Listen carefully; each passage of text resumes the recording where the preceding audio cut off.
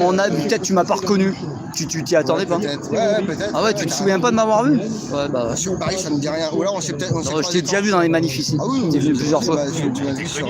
Ah ouais. Oui. Non mais il vient de chez moi, toi, alors je peux pas le louper quoi. Et en plus. Risque pas de souper, oui, c'est clair, quand on se croise. Bon, on fera une petite interrogation tout à l'heure, tu nous auras. Malheureusement, je vais pas avoir le temps. Tu vas partir hein? J'ai mon train à 19h. Ah, ok. Parce que en ce moment, j'essaye de rester pour on est en direct, tout le temps.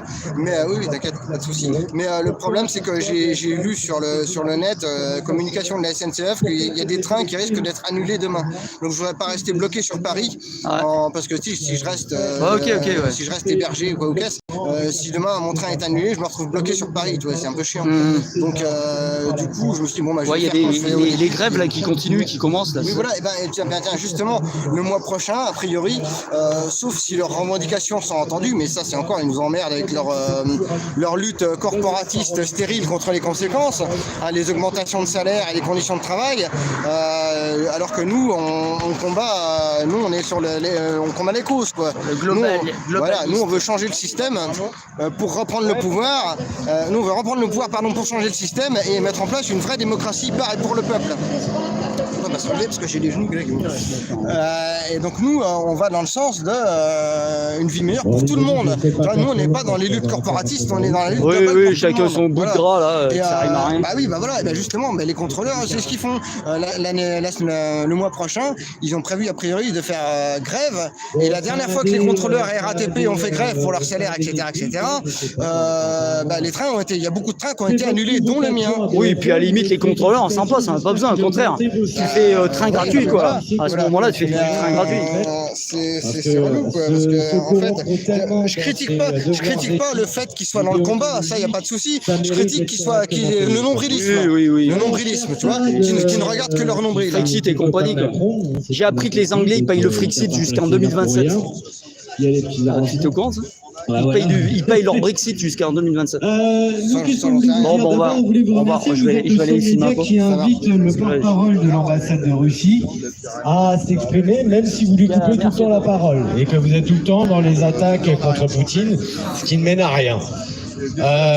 On voudrait aussi vous dire quelque chose qui risque pas vous faire plaisir, chers beaux journalistes de BFM, c'est qu'en fait, si on soumettait au référendum un certain nombre de questions, vous seriez déçus par les résultats du référendum. Typiquement, par exemple, est-ce qu'il faut continuer de poser des sanctions contre la Russie et puis à livrer des armes et des munitions pour tuer des Russes, parce que vous dites en soutien à l'Ukraine, moi j'appelle ça pour tuer des Russes. C'est marrant comme le sens d'une phrase change en fonction de comment on l'a dit.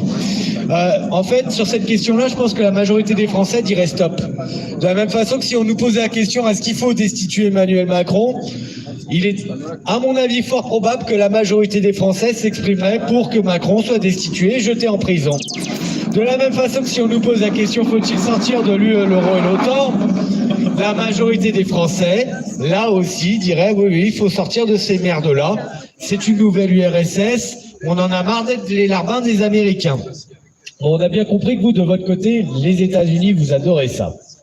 Il n'y a jamais eu un seul sujet spécial, un seul documentaire sur cette poufiasse de Victoria Nuland, par exemple.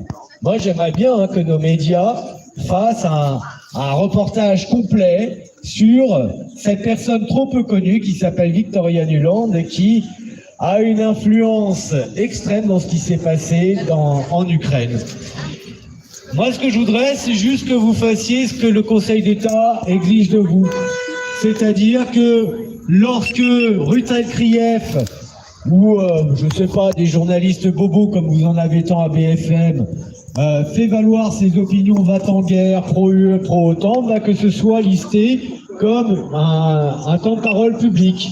De la même façon que les experts que vous invitez, qui sont tous européistes aussi, c'est-à-dire des traîtres chimiquement purs, parce que quand on est hostile à la souveraineté du peuple, on va pas me faire croire que c'est une idée qui est gentille, modérée, etc. Non, l'européisme, c'est une idée de traître. Les néo-vichistes, c'est ce que vous êtes, des traîtres. Vous voulez brader la souveraineté des Français et l'indépendance nationale de notre pays à des institutions et des puissances étrangères. C'est parfaitement qualifié par le droit pénal. L'article 411